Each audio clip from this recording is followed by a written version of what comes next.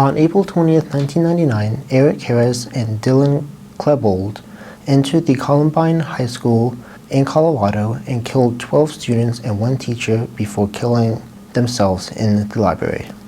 13 years later, on December 14th, 2012, Adam Lanza entered the Sandy Hook Elementary School and proceeded to kill 26 students before taking his own life. In both of these cases, it was discovered afterwards that these killers had owned violent video games and had played them a lot, such as Doom and World of Warcraft. It was even stated that the Sandy Hook killer had taken elements of the game and incorporated it into the killings. When the public discovered this, the media took it and just ran. They just started telling everybody about how terrible video games were, and they were talking about how these really violent video games had caused these people to go out and kill dozens of people. And it even caused some of the parents of the victims to subsequently sue or file lawsuits against some of the video game developers. Those lawsuits never went anywhere and they ultimately failed, but it brings up a kind of a good point. Are these video games really violent and truly the cause of all these killings? And maybe in some part, but there were just so many benefits to the video games that they just outweigh all of I just feel like the benefits outweigh these downsides. So the thing about shooter games, these shooter games that the killers were playing, there has been a lot of research, and this research has shown that these shooter games actually have a lot of good. For example, in 2014, a research paper by the name of The Benefits of Playing Video Games was published by these fine folk here. I'm not going to pronounce them because I don't want to mess it up. They found that they analyzed a bunch of these shooter games and people who play them, and they found that the people who played the shooter games, they had faster and more accurate attention allocation, higher spatial resolution in visual processing, and enhanced mental rotation abilities. This just basically means that they were better at paying attention to what was needed, and they were better at just kind of focusing on what they needed to, and they were able to do this a whole lot faster. The reason that this is important is because if you go into the military, you'll need to be able to see all this stuff and do stuff quickly and have good reaction times and stuff like that, which these shooter games can help with. But then again, shooter games aren't really the only type of game out there, so some of the more popular video games are the puzzle-solving games, where you can solve problems using the game's mechanics and stuff. A good example of this is the Portal games, Portal and Portal 2. Basically, what you have to do is you're given these test chambers, or these rooms where you have to try and get to the exit, but you don't have much. You really have a portal gun, but you're only allowed to have 2 portals. I suppose one portal going into another place, and portals can only be put on certain surfaces, and you sometimes have to put a box on a button and then somehow escape. And then and some of the rooms also have gels, where these gels can do certain things when they're put on the ground. For example, there's one that can help you jump higher, there's one that can make you run faster, and one of them can allow you to put portals on surfaces that otherwise wouldn't normally allow portals. The problem with the gels is that they can only, because of how it's set up, the gels can only go on certain surfaces. Another kind of popular game are sandbox games. These games allow you to be creative and basically build anything that you want using the game. One good example of this is Minecraft. Minecraft is a 3D, obviously, sandbox where everything is made out of blocks. The whole world is made out of blocks, and you build using these blocks. These blocks aren't exactly small. They're fairly big. I think your character can only fit under 2 of the blocks, but so really anything you build is going to look blocky. But despite this apparent limitation, people have made some pretty impressive things. For example, some of the things that people have built are like the Death Star from Star Wars and the entire city of Minas Tirith from the Lord of the Rings series. And another cool project that a group of people are working on is a 1-to-1 scale model of the entire Earth. They're not done yet, but they've made a lot of progress. But sandbox games are really only good for testing your creativity, not other things like your problem-solving skills. One good way of testing your problem-solving skills is through speedrunning. Speedrunning is basically where you try and complete a certain objective in a video game as fast as possible.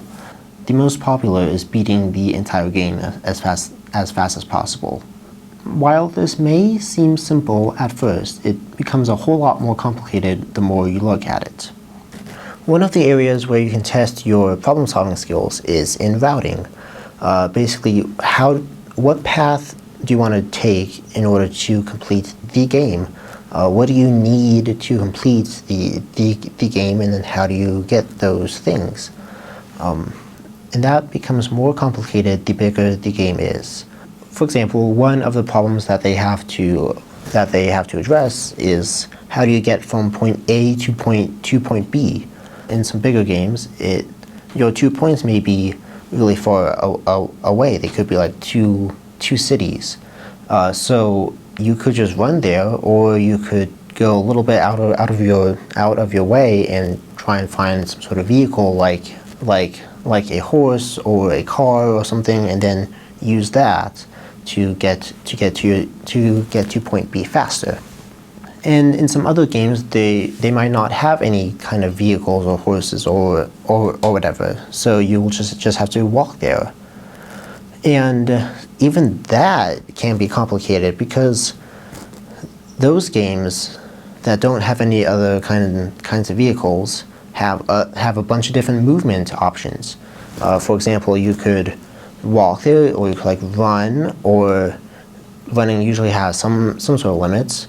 There's just a lot of things to take in. I think that the YouTuber Bismuth summed it up pretty good in this talk. So I wanted to show you another example in Super Mario 64. So in Dragster, that's a very simple game, can be solved. But in Super Mario 64, that's one of the first 3D games, and so the question becomes impossible to answer. I wanted to show you a bit of an example of what I mean by that. So when you're just trying to go from point A to point B in Super Mario 64, it should be pretty simple, right? Especially if you're going in a straight line right ahead of Mario. So I put a star somewhere, and then Mario's trying to reach it as fast as possible. The thing is, Mario 64 has a bunch of different movement options, and some of them might be better than others. So to reach that star, here's what you can do.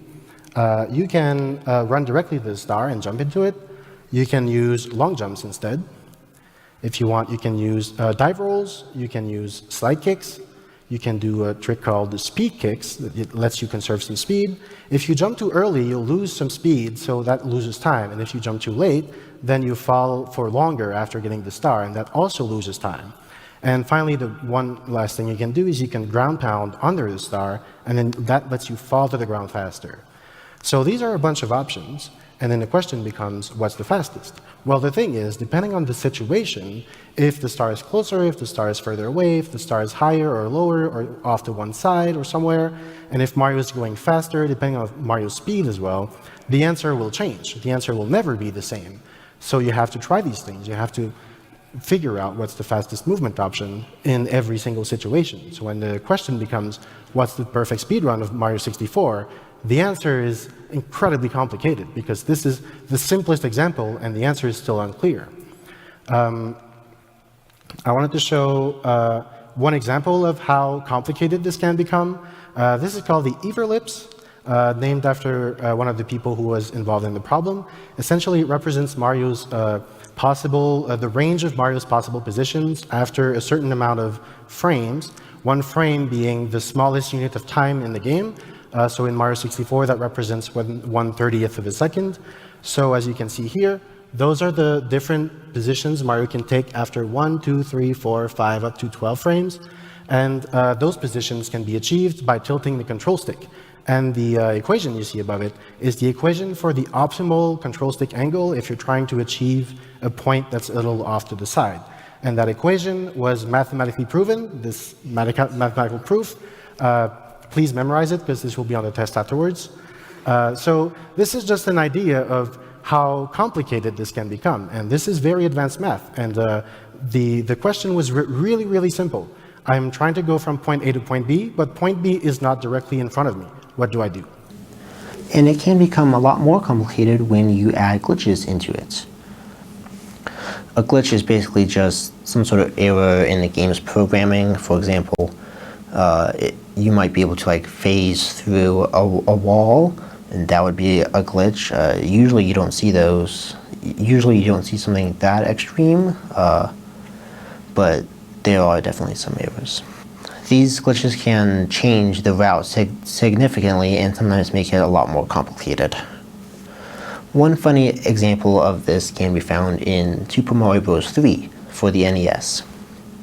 The current any percent run, where you try and complete the game as fast as possible, includes a wrong warp glitch, which basically allows you to warp to the end of the game from a spot where you aren't normally supposed to.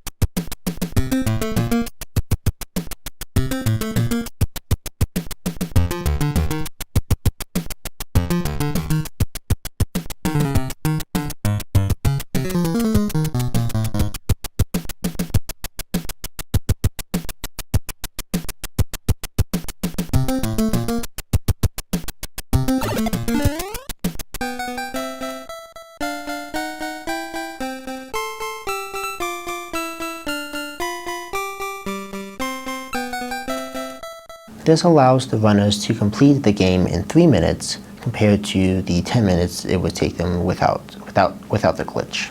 And then if you use tools to create the perfect speedrun where you wouldn't make any mistakes and then add in a few more glitches, you can then beat the game in 0.216 seconds.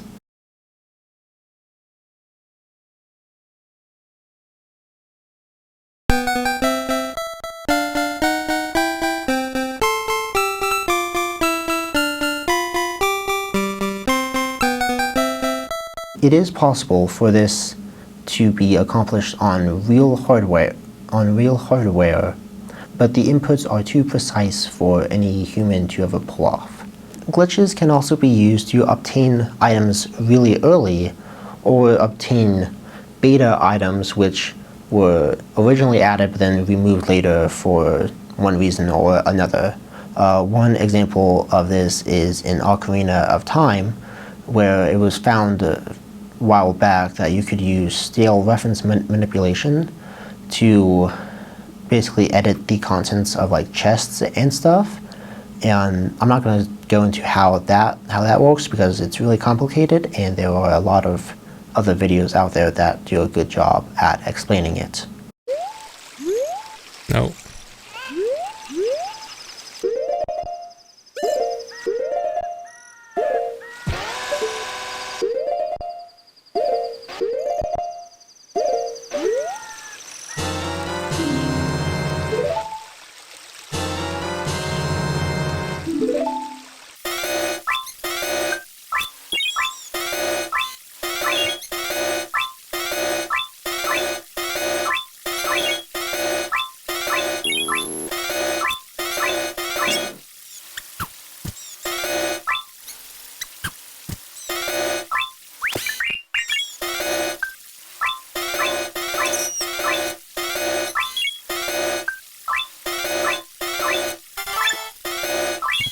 And the stale reference manipulation glitch is so powerful that it can even work in other games.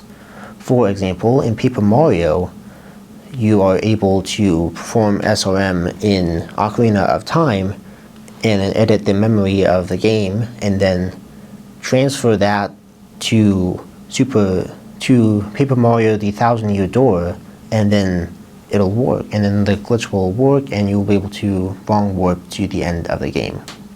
Another example is on the GameCube. Ocarina of Time was re-released on the GameCube, and using SRM, or stale reference manipulation, you are able to edit the memory card and the data on the memory card, and then use that edited memory card data in Animal Crossing. And then in Animal Crossing, you will then be able to obtain some Nintendo Entertainment System games. You will then be able to obtain some NES games that normally aren't available. Another example of problem solving in some games is, again, in Super Mario 64. One of the core mechanics of the game is jumping. You press the A button to jump, and everything is built around it. One of the levels in the game is very tall, which means it would be very hard to beat it without jumping. So some players decided to just ignore that, and they decided to see if there was a way to beat the game and collect all 120 stars without pressing the button A, without ever jumping. And they really kind of started back in 2013.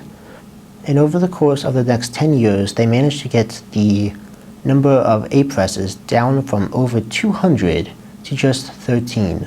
In order to accomplish this, they needed to have deep understanding of the game and know every little calculation that was going on, and they needed to know everything that was going on at every second. And then they also needed to know how to actually use that to their advantage. It's like trying to figure out very precise inputs on how to bring something down to where they are, and then using that to get up a little higher without jumping. It's really impressive. While some games push for you to be creative or be good at solving problems, some games push for skill. Some games may be built entirely around executing a bunch of hard tricks, while others may be easy overall, but then have optional dungeons that are really difficult and are mostly meant for players who want an extra challenge. A good example of the latter is Twilight Princess. In the remaster, one of the things that they added was an optional dungeon called the Cave of Shadows. In order to reach the Cave of Shadows in the first place, you needed to have the Wolf Link amiibo, which could only be bought for extra money. Wolf Link is the main character of the game. Basically, in the game, you're transformed into a wolf form, and that's what this is. The Cave of Shadows has 40 floors, and you have to complete all 40 of them in a row without dying in order to get the reward. Each floor becomes more difficult as you go on, and By the time that you get to the end, it's really hard. And the reason this dungeon is really hard is because you are trapped in wolf form for the whole thing. Now while the wolf's movements and attacks aren't terrible, the human's attacks are a whole lot better. And there's just a lot more you can do as the human. And another thing is that you can't heal. Normally the enemies drop hearts, but they don't do that here. The only way for you to heal is to either pick up all 7 of the hearts that are hidden throughout the dungeon, or to use the Wolf Link or the Zelda amiibos to heal yourself up to a certain amount, which isn't a lot. I tried to beat this over the winter, and it took me about 10 hours to even get to the bottom once. Now that we have seen a lot of the good that can come from video games, it's time to look at some of the bad things that can come from playing video games. First, let's look at the video games themselves. Now, there aren't a ton of bad things explicitly in the video games, mostly because of the ESRB, which is the rating system for the games. Basically, it's just like the movie ratings, where the movies have like R, PG-13, and PG, except it's for games. They control what you can put out and what ratings you get.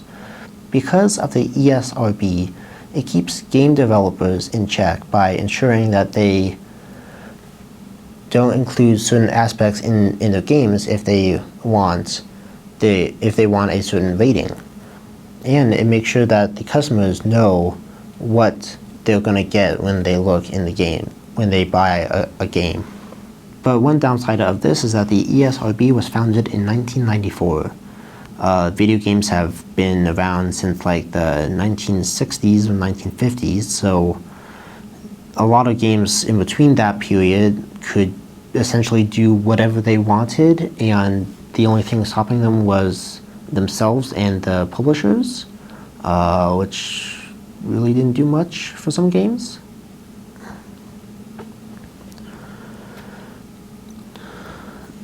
And so even some games past 1994 did kind of get away with some scarier stuff because the ESRB was still kind of new, and they're still trying to figure out what they're doing.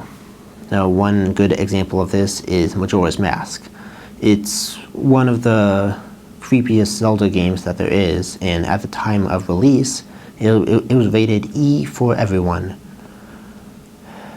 Later on, it was re-released onto the Nintendo Switch Online, where it received a T rating for teen. And one example of this was Majora's Mask, which was released in 1996, 2 years after the ESRB was founded.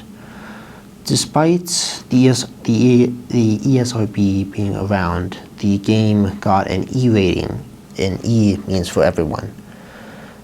Majora's Mask is probably one of the more creepier Zelda games, and really probably wasn't meant for kids. It was just like you had the mask transitions.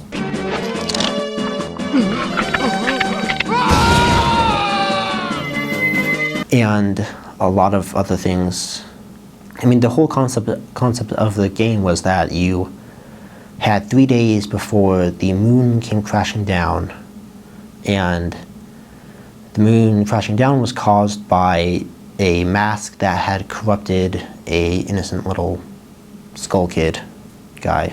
And then another example from the Zelda series is Ocarina of Time, which, albeit was a lot more kid-friendly, but it did have some scary moments like Dead Hand and Redeads.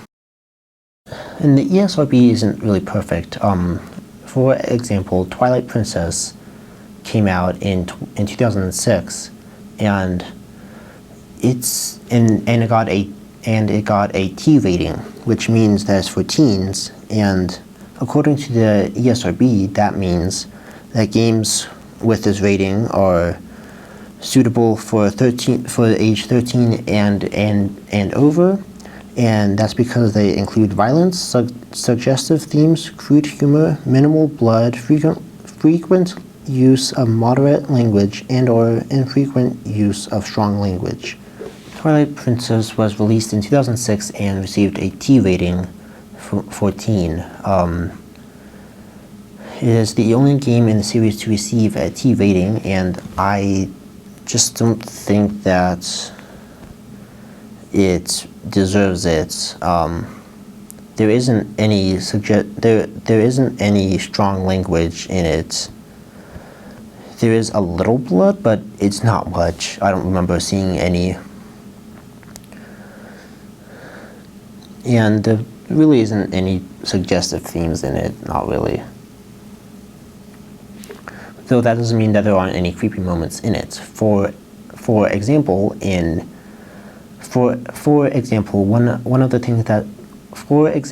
one of the things that you have to do is collect the broken pieces or the shards of a mirror that basically acts as a portal to another dimension.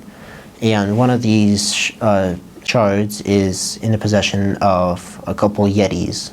These two Yetis are married, and once you go through the whole dungeon and you find the shard, it ends up corrupting one of the Yetis in this kind of creepy cutscene.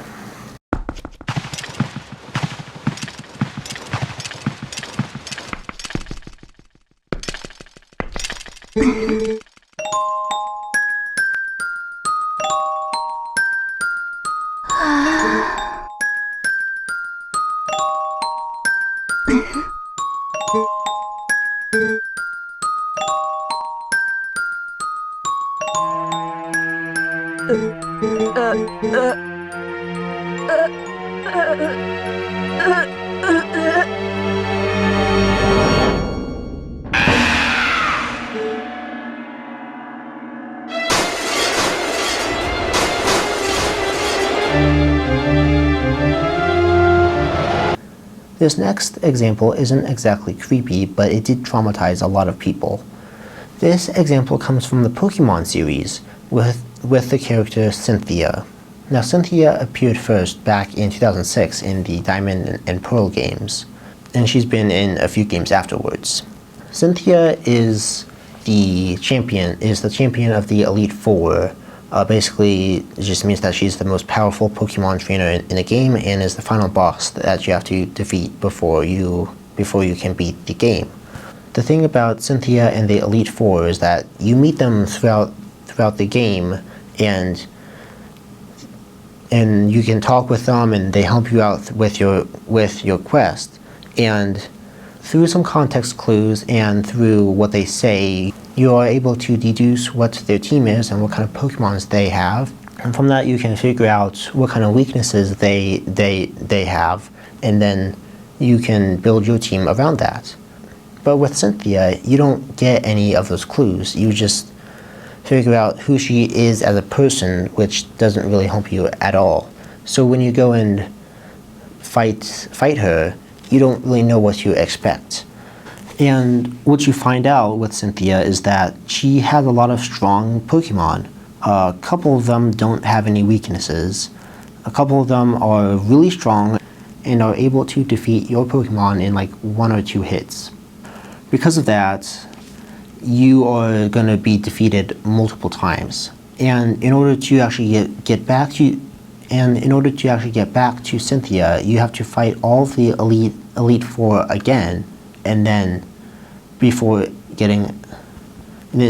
order to even attempt to fight Cynthia again, you need to fight all of the Elite Four again.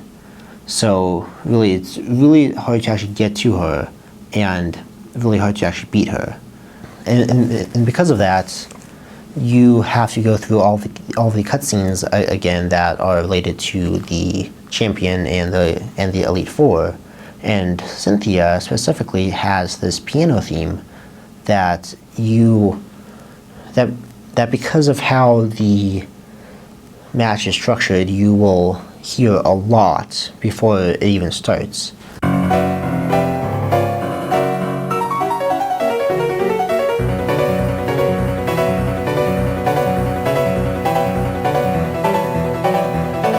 So that has caused some people to become afraid and get like PTSD whenever they hear the music or see Cynthia, for example. And I feel like there is a rival battle in between there somewhere too. Ah, Cynthia took him.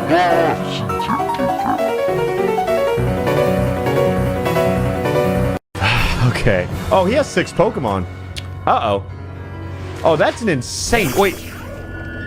Uh-oh. Is that piano I hear?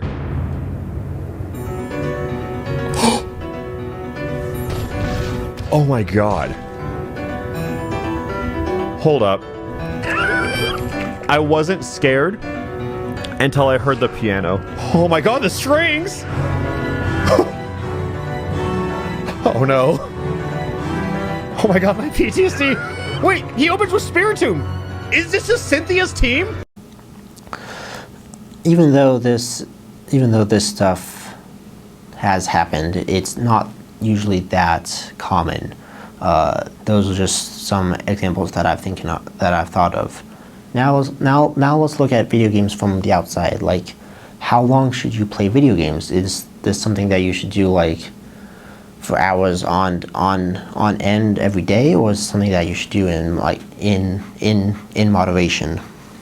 A research paper was published a while back that went over this very thing. It was called Video Gaming in School Children, How Much is Enough? And it was published by these fine folk here.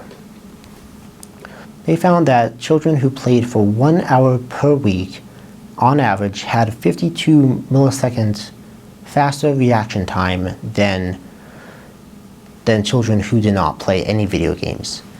And they found that children who played for 2 hours per week had on average a 65 milliseconds faster reaction time than kids who didn't play any video games. After 2 hours, there is next to no difference in reaction time. So it turns out that video games can help with reaction time. But then as the weekly average goes up, so do the problems. For example, it was found that children who played for like 9 or 10 hours per week were more likely to have behavioral issues. Although the research wasn't able to conclusively determine that the behavioral issues were caused because of the video games. They said that there was a small chance that the behavioral problems caused them to play more video games.